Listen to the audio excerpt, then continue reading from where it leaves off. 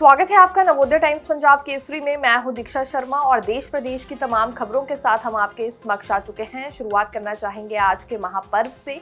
छठ पूजा का आगाज आज से होने जा रहा है। बड़ी ही आस्था और उत्साह के साथ ये पर्व मनाया जाता है। सिर्फ उत्तर प्रदेश और बिहार में छठ पूजा की धूम इस बार देखने के लिए नहीं मिलेगी। छठ पूजा का आगाज आज से होने जा रहा है। बड़ी ही आस्था और उत्साह के साथ ये पर्व मनाया जाता है।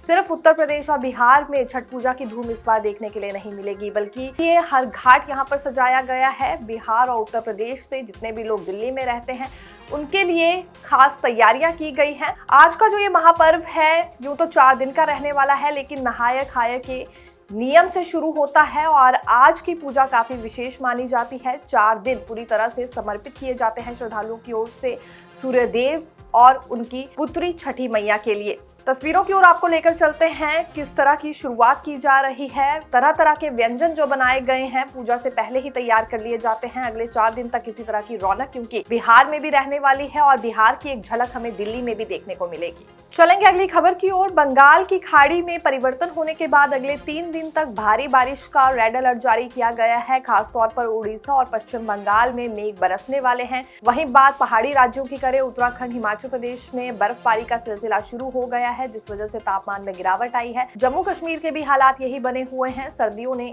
यहाँ दस्तक दे दी है, लेकिन उड़ीसा और पश्चिम बंगाल में जोरदार बारिश हो सकती है, जिस वजह से सावधान रहने के लिए वहां के लोगों को कहा गया है। लेकिन दिल्ली एनसीआर में इसका कोई भी असर नहीं होने वाला है, इसीलिए यहाँ पर आर्टिफिशियल रेन यानी कि कृत्रिम बारिश की जा रही है। लेकिन 2 राज्यों के लिए रेड अलर्ट है और अगले 3 दिन तक भारी बारिश के आसार जताए गए हैं। आज येलो अलर्ट जारी किया गया है। अगले कल के लिए इन दोनों राज्यों में ऑरेंज अलर्ट जारी किया गया है। उड़ीसा और पश्चिम बंगाल की हम बात कर रहे हैं। वहीं 28 अक्टूबर को रेड अलर्ट जारी किया गया है और तूफान भी देखने के लिए इन दोनों राज्यों में मिल सकता है। हालांकि पड़ोसी राज्यों में हल्का बहुत असर मौसम में जरूर देखने के लिए आ सकता है, लेकिन फिलहाल दिल्ली एनसीआर में ऐसे कोई भी आसार नहीं जताए गए हैं। ऑपरेशन सिंदूर के बाद संयुक्त अभ्यास का नोटम जारी कर दिया गया है 3 सेनाओं को, जिसमें एक वायुसेना, नौसेना और तीसरी सामान्य सेना है।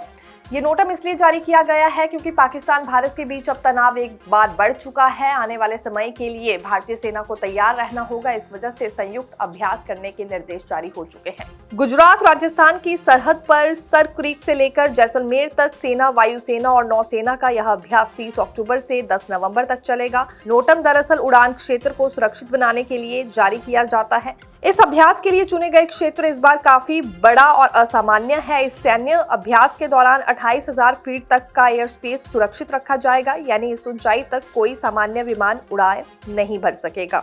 वहीं 12 दिन तक वायु सीमा में प्रवेश पर पाबंदियां भी लगा दी गई हैं। दिल्ली सरकार की ओर से नई शिक्षा नीति के तहत एक बड़ा फैसला लिया गया है। पहली कक्षा में अब उन्हीं छात्रों को दाखिला मिलेगा जो 6 की उम्र को पार कर चुके होंगे, यानी कि 6 से कम उम्र में अब दाखिला नहीं मिलने वाला है। ये नई शिक्षा नीति में पहले ही रूल्स लाए गए थे और इससे पहले कई स्टेट्स में लागू कर दिए गए हैं। जैसे कि हिमाचल प्रदेश की बात करें तो वहाँ 1 साल पहले ही यह नियम लागू कर दिया गया था, लेकिन अब दिल्ली सरकार की ओर से भी इसे लेकर नोटिस जारी हो चुका है और ये गाइडलाइंस में बदलाव किया जा रहा है एडमिशन को लेकर। वहीं बात करें फाउंडेशनल क्लासेस की तो वहाँ के लिए उम्र अब 3 कर दी गई है। 3 वर्ष से पहले आप अपने बच्चे को फाउंडेशनल कक्षाओं में नहीं डाल सकते हैं।